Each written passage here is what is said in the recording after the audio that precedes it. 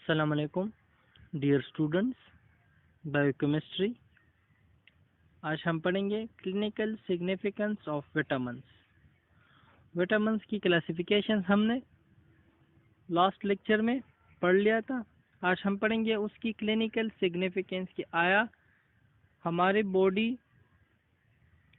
को vitamins required है कि नहीं, और कौन से विटामिन है जो बॉडी खुद सिंथेसाइज करते हैं या नहीं करते।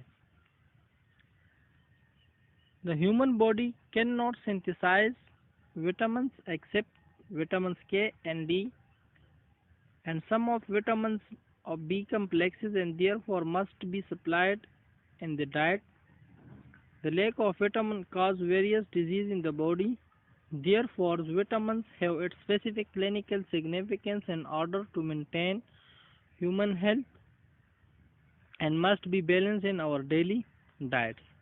ह्यूमन बॉडी जो है ये विटामिन्स खुद सिंथेसाइज या खुद नहीं बनाती, लेकिन एक दो विटामिन्स ऐसे हैं जो बॉडी खुद ब खुद बनाती है, जिसमें विटामिन के है, विटामिन डी है और विटामिन बी के कुछ विटामिन है, बी कम्प्लेक्स के कुछ विटामिन है जो बॉडी खुद ब खुद बनाती है। बाकी जितने भी विटामिन हैं वो बॉडी नहीं बनाती।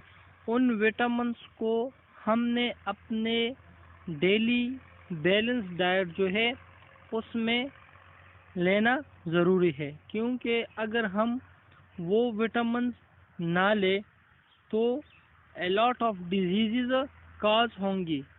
बेसिकली अगर हम ये कहें कि हम प्रोटीन ले रहे या कार्बोहाइड्रेट ले रहे हैं, लेकिन अगर हम विटामिन्स नहीं ले रहे हैं तो तब भी डिजीज कॉज होगी, क्योंकि विटामिन्स का अपना एक स्पेसिफिक रोल होता है, अपना एक स्पेसिफिक फंक्शंस होता है। क्योंकि इससे पहले हमने जब विटामिन्स की क्लासिफिकेशंस पढ़ रहे थे तो उसमें फंक्शंस, सोर्सेज और डिफिशिएंसी डिफरेंट थे ईच एंड एवरी विटामिन्स के।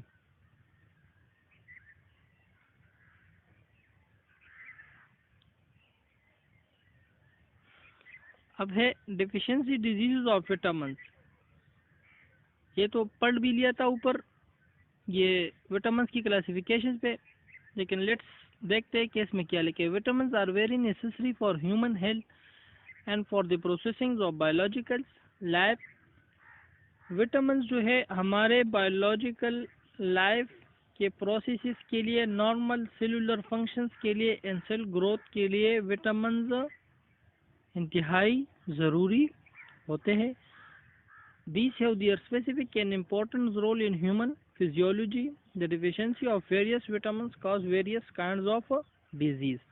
अब इन विटामिन्स का अपना एक इम्पोर्टेंट स्पेसिफिक रोल होता है, और अगर इन विटामिन्स की डिफिशिएंसी हो तो डिजीज कॉज होंगी। जिस तरह अगर विटामिन के की डिफिशिएंसी हो तो कोगुलेशन डिसऑर्डर्स होंगे, जिसमें हेमोफीलिया डिजीज आती है कि ब्लड नॉर्मली नहीं जमता, और उसी डिजीज को फिर हमने इस विटामिन्स को अपने बैलेंस डाइट्स में अगर लेंगे तो ये आसानी से हम क्यूरेबल कर सकते हैं। Which can be cured by supply of deficient vitamin in recommended dietary allowance. The deficiency of disease of vitamin are discussed above under the description of each vitamin. वही बात है, अगर किसी भी विटामिन की डिफिशिएंसी की वजह से जो डिजीज कॉज हुई है तो वो विटामिन अगर हम अपने नॉर्मल डाइट में लेना शुरू कर दे तो वो डिजीज क्यूरेबल है, वो ख़त्म हो जाएगी। बाकी हर एक विटामिन की डिफिशिएंसी से एक स्पेसिफिक डिजीज कॉज होगी, जो हमने विटामिन की क्लासिफिकेशन में 1 by 1 पढ़ा है। Thank you.